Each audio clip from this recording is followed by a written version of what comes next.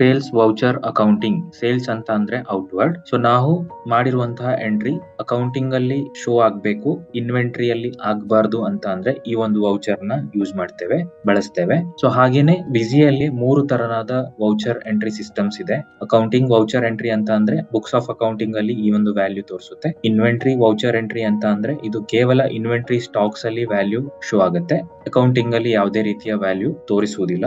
Dual voucher entry ಅಂತ ಅಂದ್ರೆ accounting plus inventory voucher ಅಂತ ಹೇಳ್ಬಹುದು. ಇದು ಅಕೌಂಟಿಂಗ್ ಮತ್ತು ಇನ್ವೆಂಟರಿ ಎರಡು ಬುಕ್ಸ್ ಆಫ್ ಅಕೌಂಟ್ ಗಳಲ್ಲಿ ವ್ಯಾಲ್ಯೂ ಅನ್ನ ತೋರಿಸುತ್ತದೆ. ಪೇಮೆಂಟ್, ರಿಸಿಪ್ಟ್, ಕಾಂಟ್ರಾ ಮತ್ತು journal, debit note, credit note ಇವುಗಳು accounting voucher entries. Inventory voucher entries ಅಂತ ಹೇಳಿದಾಗ stock journal, stock transfer, production voucher ಮತ್ತು ಅನ್ಅಸೆಂಬಲ್ ವೌಚರ್. ಹಾಗೇನೆ ಡ್ಯುಯಲ್ ವೌಚರ್ ಎಂಟ್ರಿ ಅಂತ ಬಂದಾಗ ಅಲ್ಲಿ ನಾವು ಸೇಲ್ಸ್ ರಿಟರ್ನ್, ಪರ್ಚೇಸ್ ರಿಟರ್ನ್ ಅನ್ನ ಎಂಟರ್ ಮಾಡ್ತೇವೆ. ಈಗ ನಾವು ಡಿಸ್ಕಸ್ ಮಾಡ್ತಾ ಇರೋದು ಸೇಲ್ಸ್ ವೌಚರ್ ಅಕೌಂಟಿಂಗ್ ಅಲ್ಲಿ ಮಾತ್ರ ನಾವು ತೋರಿಸಬೇಕಾದ್ರೆ ಹೇಗೆ ಅಂತ. ಸೊ ಮೊದಲನೇದಾಗಿ ನಾವು ಒಂದು ಸೇಲ್ಸ್ ವೌಚರ್ ಅನ್ನ ಎಂಟರ್ ಮಾಡಿದಾಗ ಅದು ಇನ್ವೆಂಟರಿ ಪ್ಲಸ್ ಅಕೌಂಟಿಂಗ್ ಡೀಟೇಲ್ಸ್ ಗಳನ್ನ ಒಳಗೊಂಡಿರುತ್ತೆ. ಕ್ವಾಂಟಿಟಿ, ದರ ಮತ್ತು ಟೋಟಲ್ ವ್ಯಾಲ್ಯೂ, GST ಸಂಬಂಧಪಟ್ಟಂತಹ ಮಾಹಿತಿಗಳು ಇನ್ಕ್ಲೂಡ್ ಆಗಿರುತ್ತೆ. ಸೊ ಬಿಲ್ ಅನ್ನ ಸೇವ್ ಮಾಡಿದಾಗ ನಮಗೆ ಸೇಲ್ಸ್ ಇನ್ವಾಯ್ಸ್ ಪ್ರಿಂಟ್ ಈ ರೀತಿಯಾಗಿ ಪ್ರಿಂಟ್ ಆಗುತ್ತೆ. ಸೇಲ್ಸ್, GST, ದರ ಎಲ್ಲ ರೀತಿಯ ಮಾಹಿತಿಗಳು ಒಳಗೊಂಡಿರುತ್ತೆ. ಅದ್ರ ಜೊತೆಗೆ ನಾವು ಅಕೌಂಟಿಂಗ್ ಮಾತ್ರನೇ ಪ್ರಿಂಟ್ ಮಾಡೋದಾದ್ರೆ ಪ್ರಿಂಟ್ ಅಕೌಂಟಿಂಗ್ ವೌಚರ್ ಅನ್ನೋದನ್ನ ಸೆಲೆಕ್ಟ್ ಮಾಡಿ Alt P ಅಂತ ಶಾರ್ಟ್ ಕಟ್ ಕೀ ಕೂಡ ಕೊಟ್ಟಿದ್ದೇವೆ. ಸೊ ಅದನ್ನ ಈ ಅಕೌಂಟಿಂಗ್ ವೌಚರ್ ಅನ್ನ ಪ್ರಿಂಟ್ ಮಾಡಿದಾಗ ಈ ರೀತಿಯಾಗಿ ಒಂದು ವೌಚರ್ ಪ್ರಿಂಟ್ ಆಗುತ್ತೆ. ಡೆಬಿಟ್ ಅಲ್ಲಿ ಪಾರ್ಟಿಯ ಹೆಸರು, ಕ್ರೆಡಿಟ್ ಅಲ್ಲಿ ಸೇಲ್ಸ್ ಅಕೌಂಟ್ ಮತ್ತು ಕ್ರೆಡಿಟ್ ಅಲ್ಲಿ IGST ಔಟ್ಪುಟ್ ಅನ್ನುವಂತ GST ಲೆಜರ್ ಗಳು ಇಲ್ಲಿ ತೋರಿಸುತ್ತೆ. ಇದು ಬಂದು ಡ್ಯುಯಲ್ ವೌಚರ್.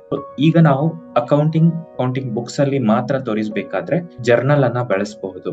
ಡೆಬಿಟ್ ಅಲ್ಲಿ ಪಾರ್ಟಿಯ ಹೆಸರು ಅಂದ್ರೆ ನಾವು ಯಾವ ಒಬ್ರು ಕಸ್ಟಮರ್ ಗೆ ಸೇಲ್ ಮಾಡ್ತೀವೋ ಅವರ ಹೆಸರು, value of the invoice, bill by bill adjustment ಕೂಡ ಮಾಡಬಹುದಾಗಿದೆ, ಡ್ಯೂ ಡೇಟ್ ಅನ್ನು ಕೂಡ ಮೆನ್ಷನ್ ಮಾಡಬಹುದು. ಸೊ ಕ್ರೆಡಿಟ್ ಅಲ್ಲಿ ನಾವು ಇಲ್ಲಿ ಸೇಲ್ಸ್ ಅನ್ನುವಂತಹ ಅಕೌಂಟ್ ಅನ್ನ ಸೆಲೆಕ್ಟ್ ಮಾಡ್ತೇವೆ, 10,000 rupees ಸೇಲ್ಸ್. ಹಾಗೇನೆ ಮತ್ತೆ ಕ್ರೆಡಿಟ್ ಅಲ್ಲಿ TGST 900, SGST 900 ಅನ್ನೋದನ್ನ ಸೇರಿಸಬೇಕು. ಸೊ ಈಗ ನಾವ್ ಇದನ್ನ ಸೇವ್ ಮಾಡೋಣ. ಜರ್ನಲ್ ವೌಚರ್ ಅಲ್ಲಿ ನಾವು ಎಂಟರ್ ಮಾಡಿದ್ದೇವೆ. ಆಗ ಅದು ಓನ್ಲಿ ಬುಕ್ಸ್ ಆಫ್ ಅಕೌಂಟಿಂಗ್ ಅಲ್ಲಿ ರಿಫ್ಲೆಕ್ಟ್ ಆಗಿದೆ, ಯಾವುದೇ ರೀತಿಯ ಸ್ಟಾಕ್ಸ್ ಅಲ್ಲಿ ರಿಫ್ಲೆಕ್ಟ್ ಆಗೋದಿಲ್ಲ. ಇದನ್ನ ನಾವು ಪ್ರಿಂಟ್ ಕೊಟ್ಟಾಗ ಈ ರೀತಿಯಾಗಿ ಒಂದು ಪ್ರಿಂಟ್ ಔಟ್ ಅನ್ನ ಕೂಡ ಪಡಿಬಹುದು. ಸೊ ಈ ರೀತಿಯಾಗಿ ನಾವು ಸೇಲ್ಸ್ ವೌಚರ್ ಅನ್ನ ಕೇವಲ ಅಕೌಂಟಿಂಗ್ ಪರ್ಪಸ್ ಗೆ ಮಾತ್ರ ಸಾಫ್ಟ್ವೇರ್ ಅಲ್ಲಿ ಎಂಟರ್ ಮಾಡಬಹುದಾಗಿದೆ. Thank you for watching this video.